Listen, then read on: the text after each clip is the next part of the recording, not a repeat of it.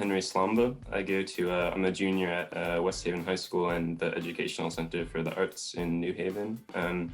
I've always lived here. I was born in New Haven. I've been really interested in astronomy for a few years. I practice amateur astronomy and I have my telescope, and that's something that I've been involved with in my education and my interests.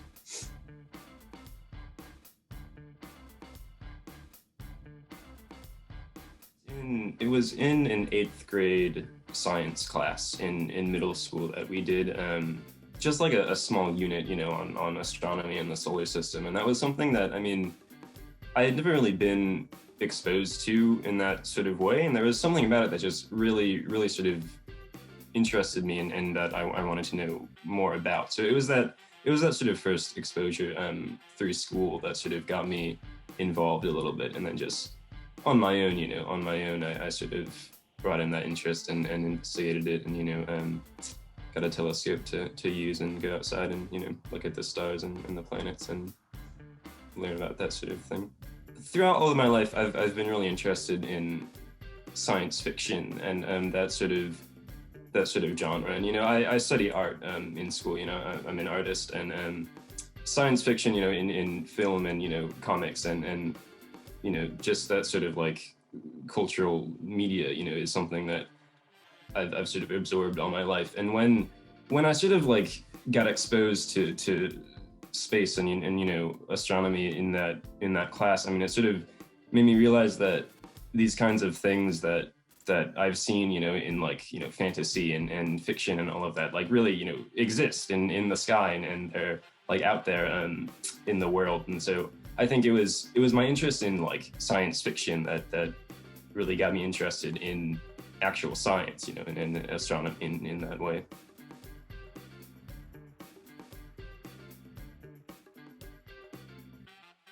Yeah, I'm really interested in, all the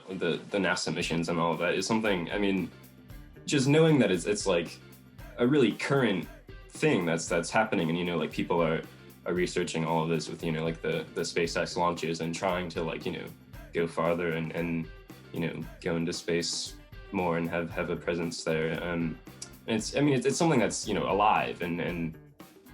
being constantly, investigated through these missions and, the perseverance on Mars is, I've been waiting for this since like, they started building it like a year ago, and, it's really exciting, like all the new tests that they're doing. And like,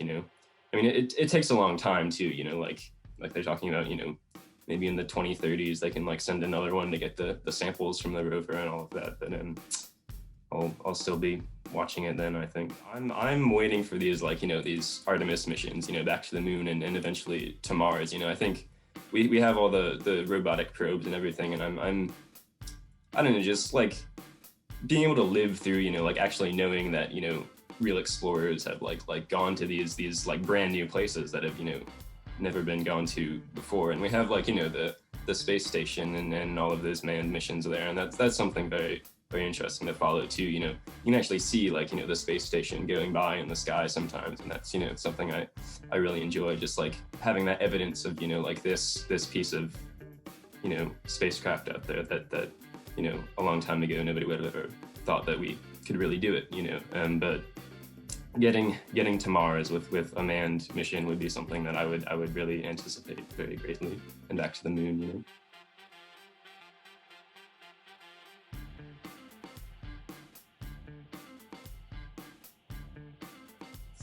It's really not something that I like set out to, organize and like go out and like, make happen. But it's something that,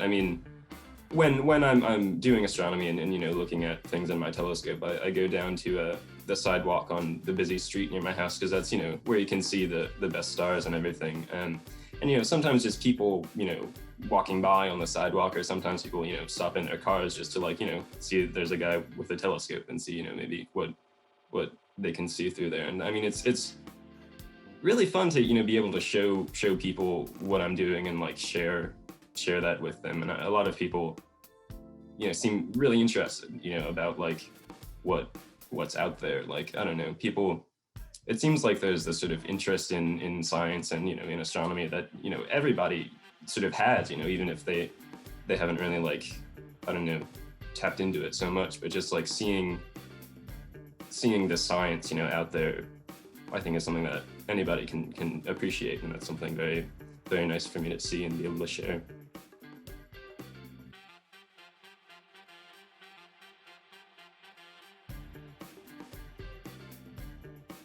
Most of the time, when I show somebody something through the telescope, they tell me that they've never seen that in their life, and that's so cool that they finally been able to like actually see what's up there through an instrument. And I mean, I guess that's sort of what I think about when I talk about like the just the interest that like anybody can have, even if they've never never really looked up so much or thought about what's up there. But it seems like people are really very interested when they get this exposure to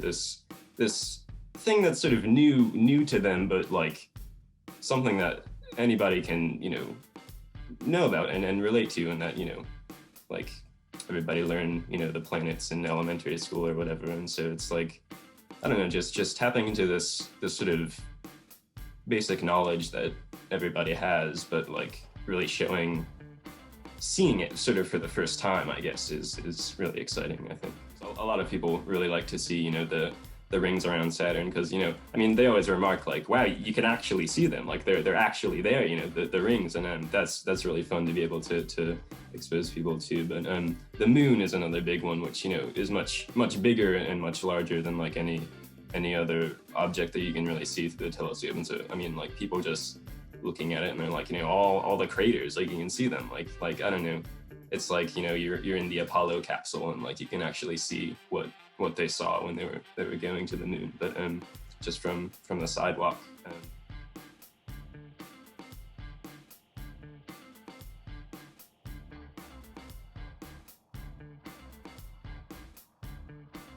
think astronomy, with the fact that there's sort of events that happen, with the planets, a lot of them get like super hyped up, like in the media and everything, and sometimes they get sort of exaggerated about like what you can actually see, like when in the news they say like there's going to be a supermoon tonight, like a supermoon is really like no different from any other regular moon, but one sort of misconception that a lot of people have sort of talked to me about is like surrounding the North Star, Polaris, which is like this star that's always in the north because it's right above the North Pole. But a common misconception with that is that it's the brightest star, which it's actually a pretty dim star. One time I was talking to a guy who like pointed up at Mars, which it was the brightest thing in the sky that night, and he was like, man, that must be Polaris, because it's the North Star, because it's the brightest thing. But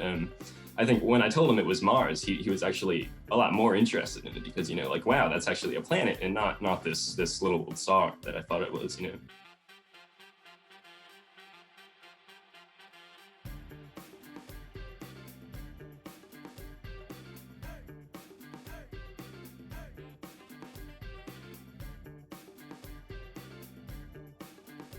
I mean, when I was sort of first interested in this sort of thing and interested in astronomy, I mean, it was almost sort of like, I don't know, daunting getting kind of involved in this sort of big thing where, like, I don't know, I probably believed, some of those myths about like, the North Star and everything. And I don't know, like, when I got my telescope and I sort of like really became somebody who was like, really interested in this sort of thing, I don't know, there was so much sort of like this idea that like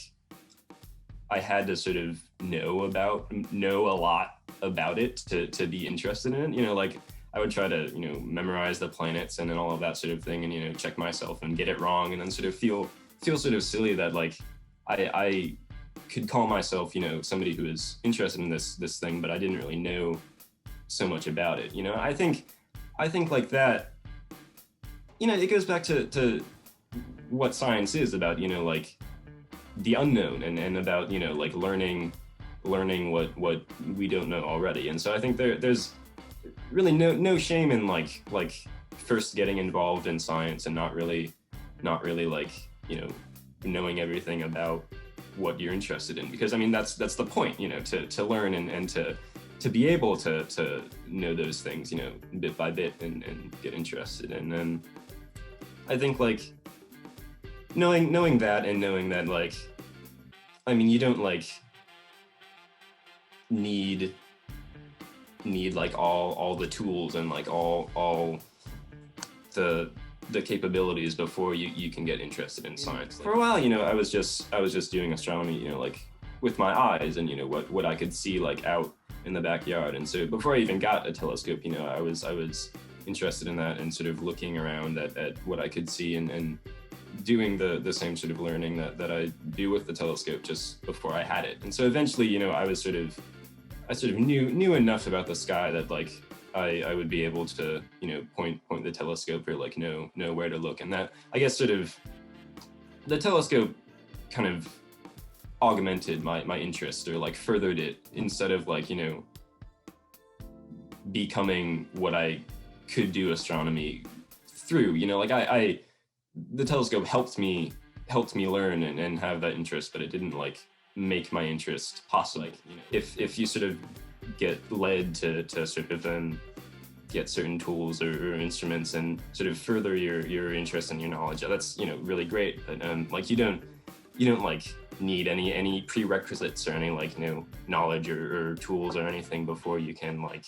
you know, be somebody who's interested in science or, you know, any field of learning, you know.